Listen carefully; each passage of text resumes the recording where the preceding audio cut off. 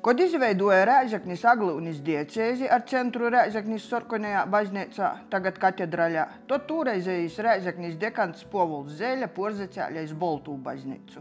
I kai Marijaņu tāvs, pēc sava kolēģa, garūs moceibu saceitoja Andreja Trapučkas porzaceļšanas porjāme 1998. gadā arī Dricanu i Piļcinis baznīcu apkolpošanu. Dzeivoja klūsterī Rēzekņā, bet bija čaklys savu draudžu gons. Dricanu soca ar jumta remontu i fasādes balsynošanu. Piļciņā porkrosoja īškīņi. 1998. gada vasarā soca Piļcinis baznīcas kapitāla remontu. Kod skryuvis bija rozskryvātys, lai nūjimtu apšūkas dieļus, 14. jūņā piecpušdiņā sazacēļa Vīsuļvātra. Dekans otrā reitā braucis, verās.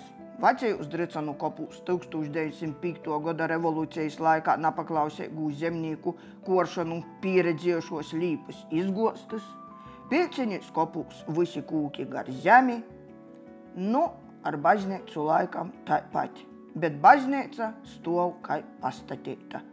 Tad fiksim ašķeri skryviešu skryvis cīt, kaļie koltos noglis nūmējuši ar fabrikā ražotom, ap dorzu izasmaržoja svaigu dieļu sāta, un dekans arī 1997. gadā pēdējā gaitā aizvadēja mūsu ilgadēju prāvestu Pīteru Tumanu. Dekans palicis atmiņos kā aktīvs alkoholisma neidējs, punktuāls, kompetents prīsters, pateikams dzīdojums, pordūmotas moceibas patika ticēgīm.